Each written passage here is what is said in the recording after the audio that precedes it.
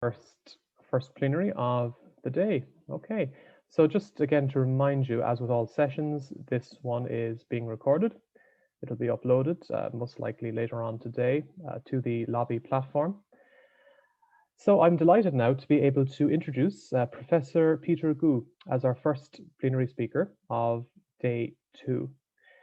Peter is an associate professor at Victoria University of Wellington in New Zealand. His academic interests include language learning strategies and language assessment.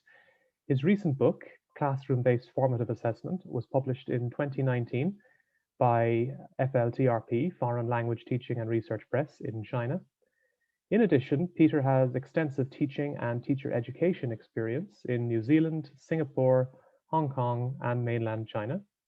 He was the recipient of the 2004 Thomson-Heinle Distinguished Research Award from TESOL International Association. He was also the co-editor of Asian Journal of English Language Teaching from 2006 to 2010. Peter was the vice president in 2012 and co-president with Catherine Elder of the Association for Language Testing and Assessment of Australia and New Zealand, also known as ALTANS, and that was from 2013 to 2014. His talk today is entitled Validity in Classroom-Based Formative Assessment. Please join me, everyone, in welcoming Professor Peter Gu. Over to you, Peter. Thanks, Chris. Can you hear me? Yes. Good day, everybody. I guess that's probably the better way of greeting everybody. This is afternoon here in Wellington.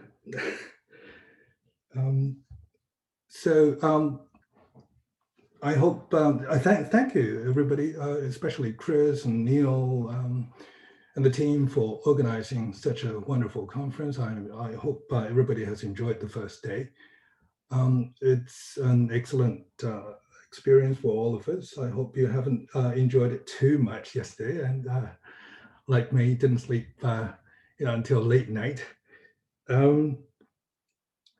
Anyway, let's come back to my topic directly today. It's validity in classroom-based formative assessment. By the way, I realized yesterday that I'm probably the only one focusing on formative assessment during this whole conference. I hope that isn't an indication of lack of interest on the topic. If it is, fine. If you doze off, I won't be able to catch you. So let's move on. But if you're talking about formative assessment and validity of formative assessment, immediately you're talking about what is this thing? What is validity of? When you're talking about a formative assessment, what is formative assessment? Indeed, what is assessment? Most of you guys, when you're focusing on language testing, when you're focusing on a test, assessment is an instrument. But is an assessment instrument?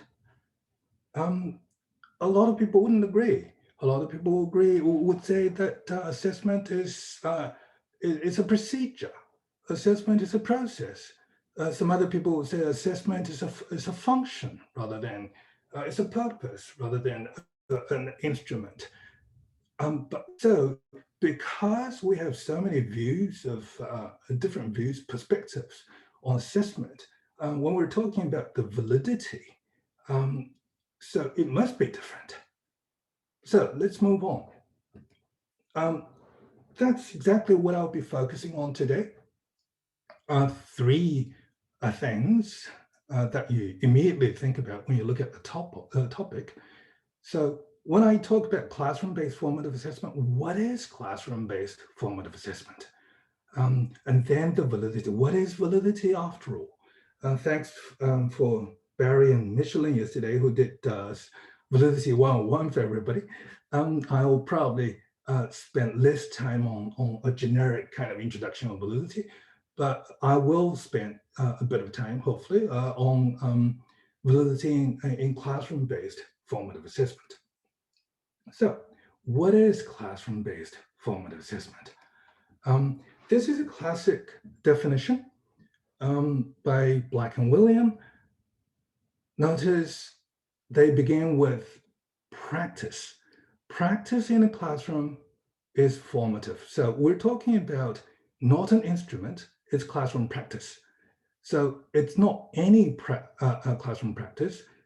Practice in the classroom is formative to the extent that evidence about student achievement is elicited, interpreted, and used. By whom? By teachers, learners, and their peers to make decisions about the next steps in instruction that are likely to be better or better founded than the decisions that they would have taken in the absence of the evidence. So this is a classic, quite a mouthful. I'll go deeper. I like this quote from Heritage. So I think it was Linda yesterday when she was talking about metaphors of tests, and she was talking about tests being snapshots, photos. But this one from Heritage is talking about formative assessment as moving pictures, not a snapshot, as a video stream. To be valuable for instructional planning, assessment needs to be a moving picture, a video stream, rather than a periodic snapshot. So that's formative assessment. In order to define what I call classroom-based formative assessment, you have to distinguish between an assessment event from a non-assessment event, because assessment is not it's only one type of classroom events. You also need to distinguish between classroom assessment and formative assessment, because not every classroom assessment is formative. You also need to distinguish between formative assessment and classroom-based formative assessment, because not every formative assessment happens inside the classroom. So with these delineations, I come to this operational definition based on the definitions from these two articles by these authors, who both focus on two steps in formative assessment. For Davis and Leon, you have to have formative assessment has to be informing first before it's forming. For Andrade, it's simply informed action. Basically, we're talking about the same thing. So if you're talking about formative assessment being informed action, then classroom-based formative assessment should be informed action that happens in and beyond the classroom. I'll talk about slightly why it's beyond a classroom, because we're talking about different cycle length of formative assessment cycles. So in any case, a formative assessment, we're talking about a moving picture that has to include these 4 steps. Like any assessment, you have to start with elicitation of learning evidence. And then you need to interpret the evidence. You don't stop there. You need to provide feedback before the evidence used. And finally, that's the forming or action bit. The student need to take up, the teacher need to take it up. There has to be opportunities provided to take up the feedback and start the action before the evidence of learning becomes formative. So all these 4 steps are aimed at the targets of learning inside that particular class for that particular session. Whatever you're teaching, that your students are learning, you're eliciting. So all these 4 steps are aimed at the targets of learning on the spot. But this one cycle completes one cycle of formative assessment. But as we all know, learning, of course, wouldn't, a lot of the times, learning wouldn't happen with one cycle of formative assessment. There has to be cycles until the targets of learning is reached, or until you realize, okay, I can't reach the target, I'll stop. So we're talking about spiraling cycles of formative assessment events happening inside the classroom. And it's not that. When you realize when people are talking about formative assessment, people are talking about different things. This, what I just introduced, I would call formative practice, which I would say is the minimum that we require in order to call an assessment event inside the classroom formative. But this does not necessarily have to lead to formative effect. Some will lead to formative effect, some will not. And the teacher may not may or may not be aware or deliberately doing this formative assessment inside the classroom. So if the teacher is purposely doing it and achieves the formative effect, and that I would call the ideal form of formative assessment. Whereas if you only have the complete 4 steps, I would call that formative practice, a minimum formative assessment inside the classroom. So now let me, bring you to the notion of cycle length, because formative assessment does not have one particular form. It depends on the task you're assessing. It can be very short. It can be second to second, minute by minute or day by day. And this kind of assessment that happens inside the classroom, William will call short cycle. And then some will go beyond, 2 or 3 days, up to a month. That William will call a medium cycle. And then from 1 month to a year, that he will call a long cycle. I would say most what I call classroom-based formative assessment will be short cycle. Occasionally, 1 or 2 formative classroom-based formative assessment might go beyond a short cycle and go to the medium cycle up to a month, because after you provide the feedback, for example, if you realize your whole class has a problem on something, you might design another lesson, and that's the teacher take up, the teacher action before the whole cycle is closed. And that lesson can happen beyond a few days or a week.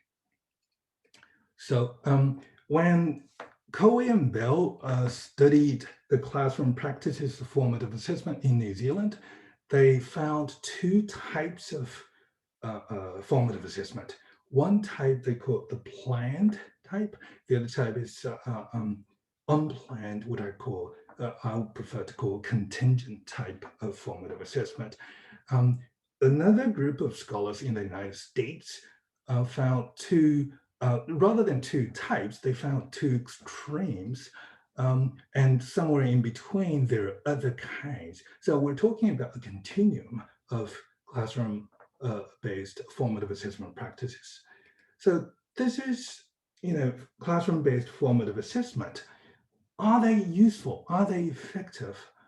In the classic article by Black and Wiliam that influenced the whole field, not just in terms of research and thinking, but also in terms of policy around the Western world and, well, probably now the whole world. They were claiming in their review, at the end of the review, they were claiming that if implemented well, formative assessment can effectively double the speed of student learning.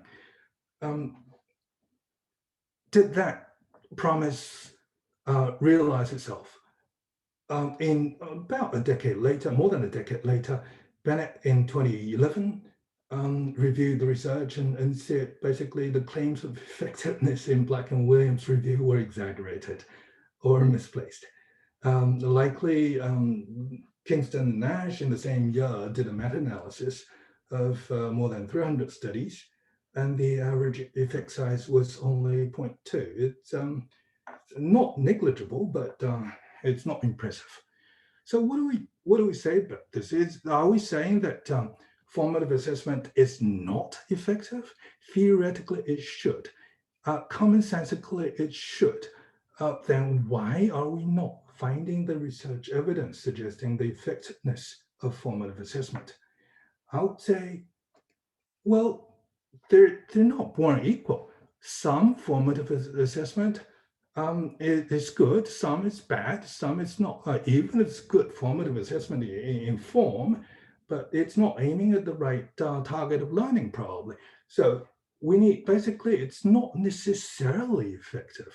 We need to, like any other assessment claims, we need to validate formative assessment claims as well. That brings us to validity. So before I go to the validity of formative assessment, let's have a quick go of what validity is, because, well, like major concepts of any field, we don't agree, like as we saw yesterday from Michelin and Barry's presentation. So different scholars would have different breakups of periods of definition, but I would either have a pre-Messick, post-Messick breakup, or add Kane in the end. So before Messick, we're talking about these three: criterial external validity, content internal validity, or construct validity. For those of you who did your educational measurement or testing courses, your classic definition, if you can recall, of validity, still recall that? And that will be, a test is valid if it captures what you intend to capture. So in order to find evidence for that, naturally, you find what you define what you intend to capture, and look at your own assessment, your own test. So what you intend to capture, that's the criteria. So basically, immediately when you think about validity, if you have that kind of a definition, you go for what is the correlation between your test and the criteria that you have. And then at the same time, you realize you have to look at what your test covers. It's the content of the test. Is it all relevant? Are all the tasks and items relevant to what you're trying to test? Are they representative of the test domain? So that's the content validity we're talking about. That's initial thinking when we're talking about validity. And then later on, people realize, oh, there are some situations where none of these apply. There'll be a theoretical thing, ability, that you're trying to aim at. And that's the construct validity that came out a bit later. And then slightly after that, people realized, oh, both content validity and criteria validity will be covered by construct validity. That's where Messick comes in terms of a unitary concept. So when everybody now is familiar with this progressive metrics from Messick, so traditionally we're just talking about the cell, the upper left cell, corner of the construct validity. So and then we gradually realize it's not just the test itself, it's the test used, and also it's the value implications, there's also the social consequences. So that's why Messick was talking about the unitary concept of validity. So everything is validity. It's not just, it shouldn't be just talking about the evidential basis, it should be talking about the consequential basis as well. So this has become the orthodox of validity since 1989, basically, when Messick had that classic definition. Now we're talking about, when we're talking about validity, we're not talking about those specific aspects of validity anymore. So all validity is essentially construct validity. Validity theory should include both science, the first row, and ethics, or some people would say politics, values and consequences, the ethical row in the second row. So this is what influenced the American line of thinking, the standards Barry and Michelin was talking about yesterday. So this is the orthodox. Now the MMQ, it's again quite a mouthful if you analyze it. What is validity? According to Messick, it's a judgment. Validity is a judgment. What kind of judgment? It's an integrated evaluative judgment. Judgment of what?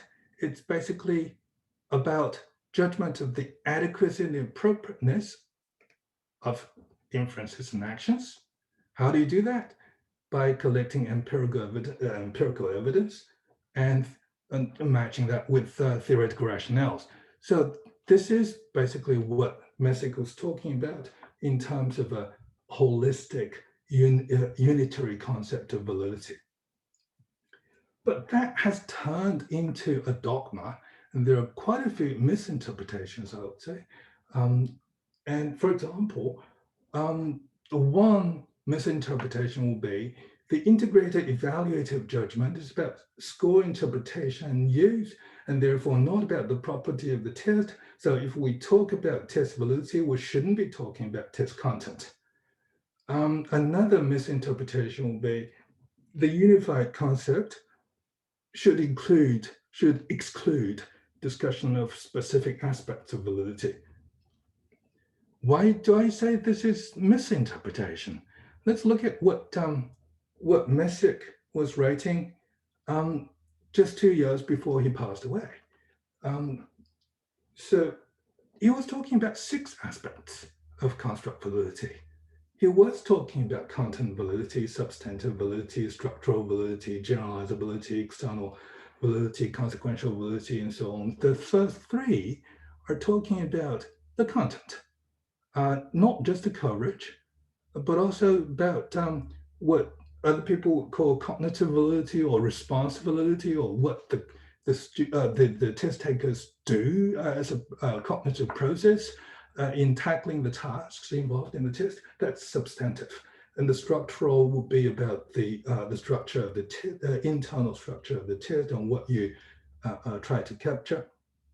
And then not just the content itself, the test itself, but also how that score can be generalized to other similar tasks and so on. That will be the generalizability, or what we traditionally would see as mostly reliability, and the external validity, consequential validity. So he was talking about 6 different aspects of construct validity. And how are they related to the unified construct? This is what he was talking about. Evidence pertinent to all these aspects needs to be integrated into an overall validity judgment. And that is what he meant by validity as a unified concept. Yes, you can talk about different aspects, but you need to bring all the evidence together into an integrated overall validity judgment. But the problem of a unitary concept can be very confusing. It can be very vague, so vague that let's look at another typical unitary concept by Lao Tzu, when he was talking about something that's unanalyzable, the Tao, the truth, the validity. What is Tao? The Tao to him, the Tao that can be described is not the eternal Tao. The name that can be named is not the eternal name.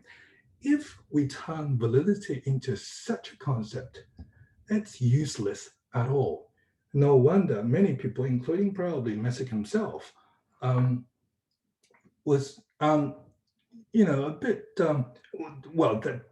most people probably would accept that Messick's unitary validity concept isn't that helpful in terms of a concrete guidance in terms of how validity can be, the validation can be done, which is why we have later on from 1980s onwards, we have Cronbach and Kane talking about validity as an argument, validity as a claim or a set of claims leading to the overall judgment of the adequacy and appropriateness of the interpretation used of the test. So we're looking at validation from a claim and argument point of view. So to establish validity is to specify the claims and chains of inferences and to find evidence supporting each claim. So this is, I won't go into the details of Kane, and I will later, not today. So now let's talk about validity in classroom-based formative assessment. So because formative assessment in general is relatively new to the field of educational measurement, not to mention language testing and assessment. So there are just so few people talking about the validity issues in assessment, in formative assessment, as if any formative assessment is, because it's designed to help learning, it will help learning. I would say no, it does not. So it has to be validated as well. There is a validity issue in classroom-based formative assessment.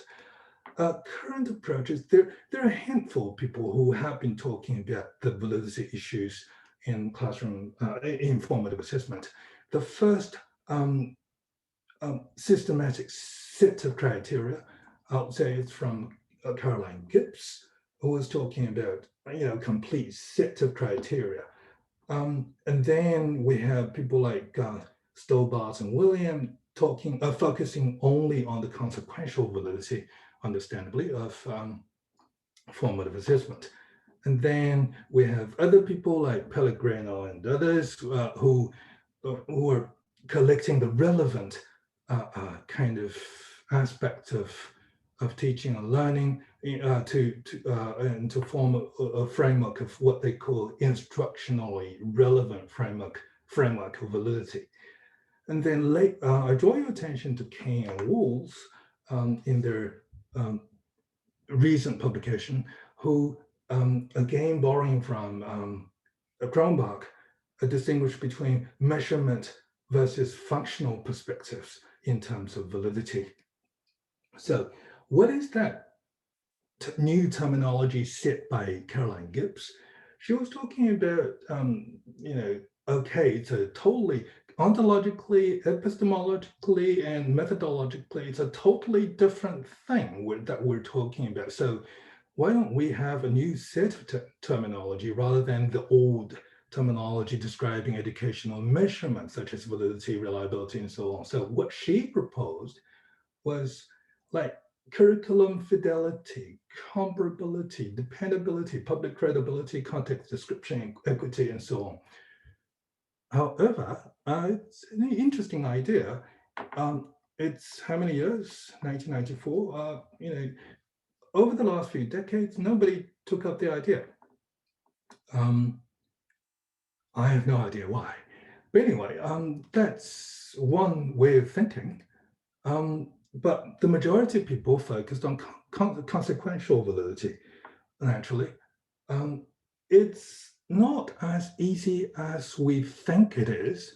For example, yes, formative assessment is supposed to be helping students learn. So naturally, if a formative assessment does help students learn, it's valid. So that's one interpretation. Like this, a basic claim of formative assessment is that it helps learning. So if formative assessment does not help improve learning, it is not valid. What do you think? I would think it's too stringent, because learning does not necessarily happen that easily. If for most formative assessment practices, if learning does not happen, does not improve, it's not valid. I would say probably not. Then I would propose that so long as assessment information is used to inform further learning and teaching decisions and actions, we can claim a degree of consequential validity. So that's consequential validity view. Pellegrino and others were talking about instructionally relevant assessments. They had three components: cognitive validity, which is roughly the corresponding construct validity in traditional terms, and they were talking about instructional validity, which relates to mainly the content, and consequential validity in traditional terms. And they also talked about inferential validity, which is roughly criterion validity.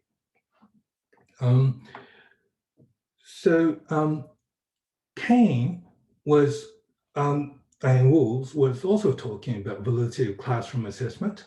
As I said, they had two perspectives, the measurement perspective and functional perspective, not just from a classroom assessment point of view, but also from a general kind of educational measurement assessment point of view. So you're talking about the measurement, which focuses on accuracy and precision of the scores as measures of some construct, and also you can focus on the construct a functional perspective, which focuses on how well the assessment serves its intended purposes. They argue that for classroom assessment, measurement criteria are less salient than functional criteria. So they focused, when they talk about the validity of classroom assessment, they would focus more on the functional criteria, which is another way of saying that consequential validity is more relevant. I would say not necessarily a purely measurement perspective, but if you're talking about the accuracy and precision of not the scores, but the assessment, the formative assessment, I would say an assessment perspective rather than a measurement perspective is also relevant, is equally relevant and applicable to classroom-based formative assessment, as applicable as the functional or consequential aspect of assessment. And I would also say, propose that all relevant components of validity in Messick's terms should be considered. Not just the components, but also an integrated evaluative judgment. So what does that mean in terms of classroom-based formative assessment? So when we're talking about classroom-based formative assessment, these are the aspects of assessment we're talking about. What is assessed? How is assessed? How are assessment results interpreted? Whether assessment results are used to inform decisions and actions. So each of these correspond to Messick's aspect of validity and to Kane's inference chains for validation. So what is assessed, how it is assessed, would correspond to the content validity and substantive validity, criterial external validity, structural validity of Messick. And how are assessment results interpreted would correspond to criterial validity or generalizability, and whether assessment results are used to inform decisions and actions would be the consequential aspect of validity in Messick's terms, and so on. So what does it mean? Okay, let me summarize this. All aspects of, this is what I propose for validity and validation of classroom-based formative assessment. All aspects of construct validity in Messick's terms are applicable. Some are more salient than others. Content, substantive, external, generalizability, and consequential aspects are all salient in classroom-based formative assessment. In addition to the different aspects, we need to arrive at an integrated evaluative judgment, taking all relevant aspects of construct validity into account, in addition to the evidences for each individual component.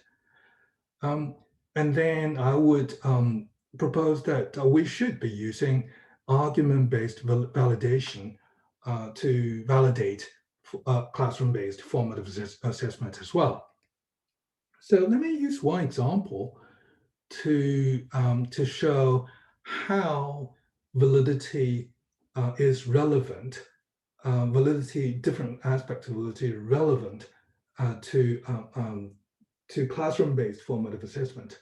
This example, this is a fictitious example, of course, is a planned formative assessment on a particular unit you're teaching, a lesson you're teaching that that's focusing on making requests as a function, and the vocabulary and structures for making requests, in the language aspect. So a teacher can go to the classroom with, with a checklist like this. O is observation. This is only there's only enough space for 3 observations here, but teachers in general can have 3 or 5 or 4 or 5 or even more observations. That's the beauty of classroom-based formative assessment. You can observe the students perform as many times as possible before you realize, okay, now my students have learned this. So for student A, after 3 observations, you realize, in each observation, student A is able to do it. So your interpretation of the illicit evidence of learning will be the student is able to make request. So your observations are normal classroom teaching and learning tasks, which, and when observed, becomes elicitation of learning evidence tasks. And then the feedback will be, well done, and you can encourage the students for free use. And then the action can be move on to next level or next task and so on. For student B, it can be this pattern. So your interpretation will be, the student is learning to make request. Your feedback to the student can be, explain the potential problems, provide advice for improvement. You can, after the feedback, you can have targeted consultation tasks. For student C, you realize, the student's unable to make request after 3 observations. Not yet. So you can explain possible sources of the problem. You can work with the student on a strategy to proceed. You can give the student targeted vocabulary or structures, extra lessons or extra tasks. You can have targeted tasks for the student to improve. So elicitation, interpretation, feedback, action. When you have all 4 steps, I would say you have completed the full formative assessment cycle. So that's what you do with formative assessment. What about the validity? You ask these questions. Are the elicitation tasks relevant to make requests? So that's basically content validity and substantive validity. Are the elicitation tasks representative of the request making? To what extent are results of the observation tasks generalizable to similar tasks? Is the feedback clearly related to the targeted success criteria for making requests? So we're talking about criteria and external validity. Are opportunities, we're talking about the feedback here. Are opportunities provided for students to engage in the feedback? That's the action, that's the consequential aspect of the validity. After you look at all the components of validity and you have an overall integrated evaluative judgment, to what extent is this planned formative assessment working? What should be done next to further improve learning based on the information obtained? So basically, what I'm saying is classroom-based formative assessment may not necessarily be valid assessment. Some are good, some are bad, some are totally irrelevant. You need validation. All relevant components of validity plus integrated evaluative judgment are needed to demonstrate validity evidence of classroom-based formative assessment. And an argument-based approach to validation is recommended, but I'm not talking about that now. A bit of shameless advert for myself. I'll be talking about an argument-based framework for validating formative assessment in the classroom next March. If borders are open, I'll be there in Singapore. Otherwise, we'll be seeing some of you online as well. Thank you very much. Thank you very much, Peter. And that was a fascinating talk to listen to. I mean, I do agree certainly that formative assessment tends to be very kind of underutilized, particularly in the environments that I've been working in over the past few years. So it was great to kind of hear that all put together there like that. So that was our first plenary of day 2. We have plenary number 2 coming up in 10 minutes. That will be delivered by Dr. Rukmini Banerjee. So in the meantime, we have chat box open. If anybody has any questions or any comments to make, actually even about that plenary, because we do have a little bit of time. So I'll just leave the chat box open. And if anyone has any issues at all using maybe even our platform, lobby platform, we can be here to take questions for that as well.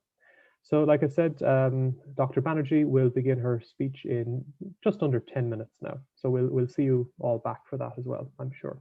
Thanks once again, Professor Gu. That was a fascinating presentation. And yeah, we look forward to welcoming you back again, and just to your continued participation as well throughout the day. Thank you. Thanks, Chris. Thanks, everybody. Thank you. Actually, Peter, we do have one question. Things we have do have a little bit of time.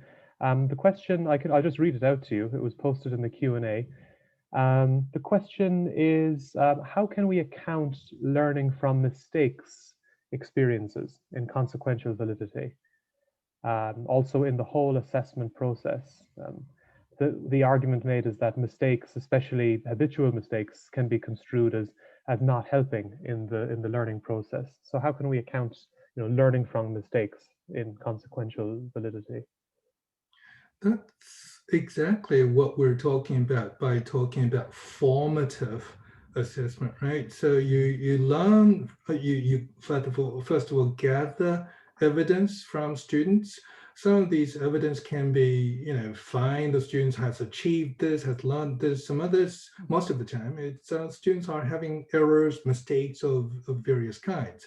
So you, as a teacher, interpret what kind of, after you elicit the evidence, you try to account for it. You try to relate to, that's the teacher's pedagogical content knowledge coming into play. So you decide what is wrong, basically. How is it related to the target of learning that you're trying to ask the students to learn, you're teaching at that particular moment, and then what is wrong? If the student is using a wrong structure, then probably it's the structure that is not learned. If the student is using the right structure but not having the right functional and pragmatic aspect of the language right, then you identify the problem there and follow it up with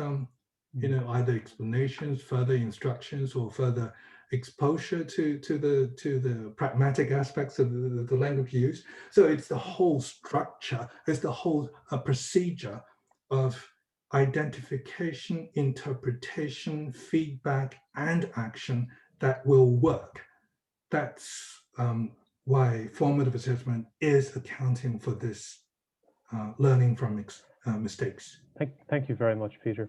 So yeah, that I think brings us to the official end of the first plenary. So thank you again.